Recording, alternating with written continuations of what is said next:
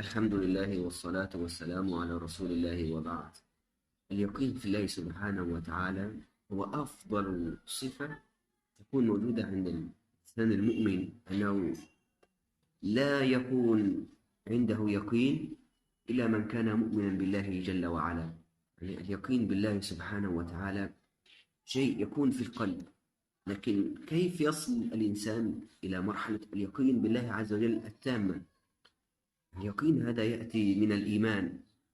يعني النبي صلى الله عليه وسلم قال: من قرأ آية الكرسي في الصباح أجير من الجان حتى يمسي.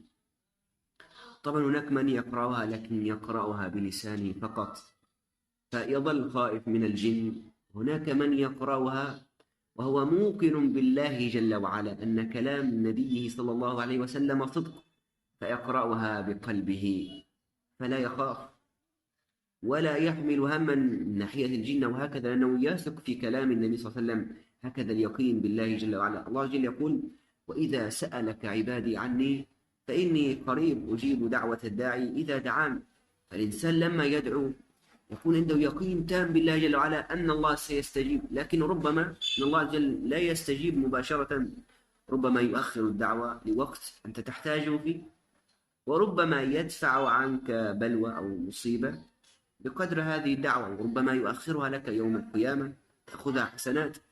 فالإنسان يكون موقن أن الله عز وجل لن يتركه، هذا وعد الله جل وعلا، هذا وعد الله.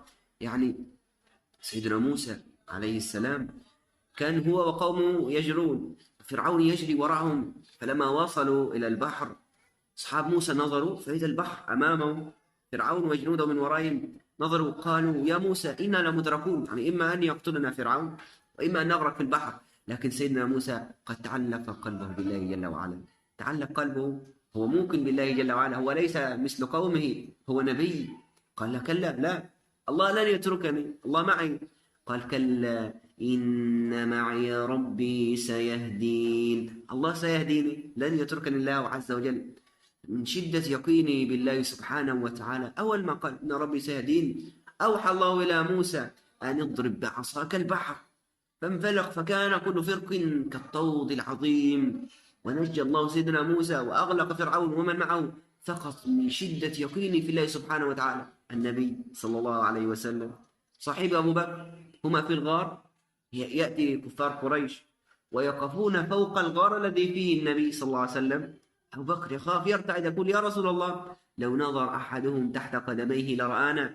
يعني ربما أحدهم ينظر على رجليه، ربما أحدهم ينظر على المكان الذي ينزل من عليه من على الغار. لماذا لم يخف النبي صلى الله عليه وسلم؟ لأن قلبه معلق بالله سبحانه وتعالى، قلبه قد امتلأ يقين بربه. قال: يا أبا بكر لا تحزن، يا أبا بكر لا تحزن، الله معنا، الله معنا يا أبا بكر، من كان الله معه فمن عليه. إذ يقول لصاحبه لا تحزن إن الله معنا فأنزل الله سكينته عليه وأيده بجنود لم تروها. كان بعدها النصر والتمكين.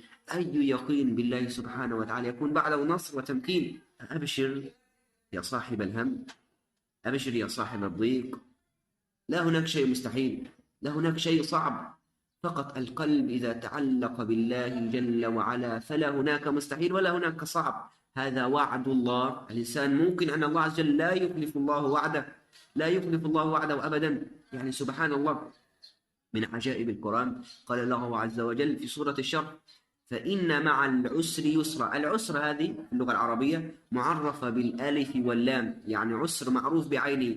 قال يسرا، ويسرا هذه نكرة يعني تفيد العموم والشمول. ثم قال في الآية الثانية: إن مع العسر يسرا. معنى ذلك أن العسر في الآية الأولى هو نفسه العسر في الآية الثانية، يعني العسر واحد، لكن يسرى نكرة في الأولى ونكرة في الثانية. معنى ذلك أن لكل عسر يسرين من الله سبحانه وتعالى، لكل هم مخرجين من عند الله سبحانه وتعالى. لكن الموضوع فقط يحتاج إلى حسن ظن بالله عز وجل، يقين بالله سبحانه وتعالى. واليقين لا يأتي إلا بعد قربة شديدة من الله عز وجل، بعد قيام الليل. وأفضل شيء يوصل الإنسان لمرحلة اليقين التام بالله جل وعلا سبحانه وتعالى. يعني يقول بعض العباد الذي كان يحافظ على قيام الليل قال: لما علمت أن ربي سيحاسبني زال عني همي. أليس هو الكريم الذي إذا حاسب عبده تفضل؟ نعم، هو الكريم. الله عز وجل لا يترك عبده.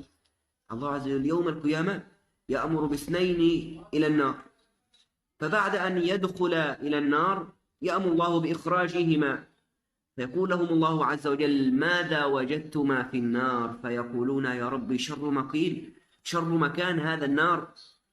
فيقول الله عز وجل: ذلك بما قدمت أيديكم، هذا بسبب أعمالكم. ثم يأمر الله بهما أن يرجع إلى النار مرة أخرى، فإذا بواحد منهم ينظر خلفه على الله جل وعلا، فيوقفهم الله سبحانه وتعالى يقول: يا عبدي، ما حملك أن تنظر خلفك؟ ما الذي دفعك أن تنظر خلفك؟ قال: يا ربي، ما كان ظني بك أنك إذ أخرجتني من النار أنك تعيدني فيها. فيأمر الله به إلى الجنة وبالآخر إلى النار. أحسنوا الظن بالله سبحانه وتعالى، لا تفكر كثيرا. الله عز وجل لا يترك عباده. لابد على الإنسان أن يصل لمرحلة اليقين التام من شدة قربه لله سبحانه وتعالى، من شدة صلاته، من كثرة ذكره. فقط اعلم أنه لا هناك صعب ولا مستحيل ما دام الله سبحانه وتعالى موجود. فدع الأمور تجري في أعنتها، ولا تبيتن إلا خالي البال، فبين طرفة عين وانتباهتها يغير الله من حال إلى حال.